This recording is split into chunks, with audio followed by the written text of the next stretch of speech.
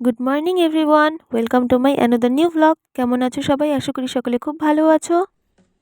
সকালে টিউশন পড়িয়ে এসেই বোনকে বললাম আমার মাথাটা দেখে দে, আর ওর মুখটা দেখে বুঝতেই পারছো ও কতটা বিরক্ত হয়ে আছে।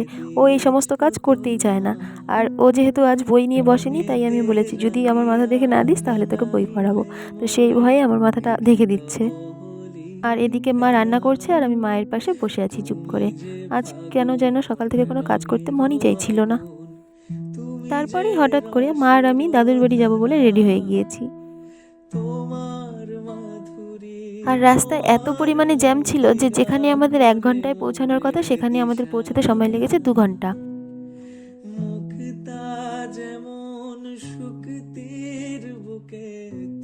দাদুর বাড়িতে পৌঁছেই দেখি দিদা কাজ করছিল, আর মা চলে গেল ভিতরে দাদুর সাথে কথা বলার জন্য।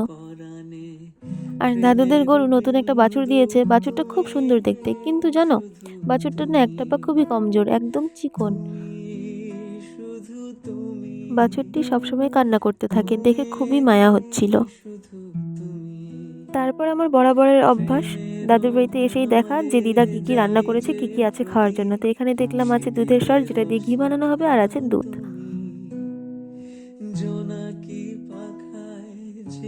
তারপরে আমরা চলে এসেছি আমার মেঝো মাসির বাড়িতে। তো সেখানে মাসি ছিল না, মাসি গিয়েছিল ভাইয়ের স্কুলে একটি প্রোগ্রামে। আর ছোট মাসি সেখানে ছিল, যেহেতু এই মাসির বাড়ির পাশেই ছোট মাসিও বাড়ি করছে, তাই আমাদেরকে ছোট মাসি চা বানিয়ে দিয়েছিল, আমরা চা খেয়েছি।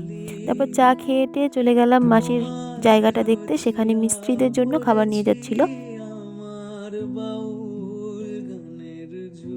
তো এখানে আপাতত টিন দিয়ে ঘর তুলছে মাসিরা, কিছুদিন এখানে এইভাবেই থেকে তারপরে ভালো করে ঘর তুলবে। তো এই হলো মাসির সেই জায়গাটি। জায়গাটা খুব সুন্দর।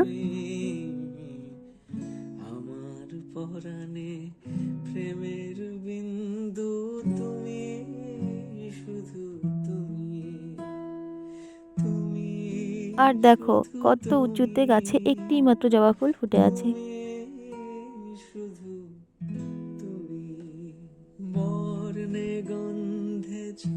তারপরেই তো মাসির বাড়ি থেকে ঘুরে আবার দাদুর বাড়িতে চলে এসেছি। আর দাদু না এখানে সাদা ইঁদুর পোষে। তো প্রথমে 2টো ইঁদুর নিয়ে এসেছিল, তো সেখান থেকেই দেখো কতগুলো ইঁদুর হয়ে গিয়েছে।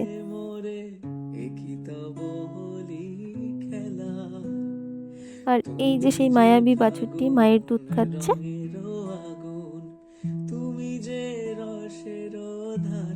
এই ছিল আজকের আমার ব্লগ। ভিডিওটি কেমন লাগলো অবশ্যই কমেন্ট করে জানাবে, আর চ্যানেলটিকে সাবস্ক্রাইব করে পাশে থাকবে নতুন নতুন আরও ভিডিও পেতে। দেখা হচ্ছে নতুন কোনো ভিডিওতে। সকলে ততক্ষণ ভালো থাকবে। টাটা।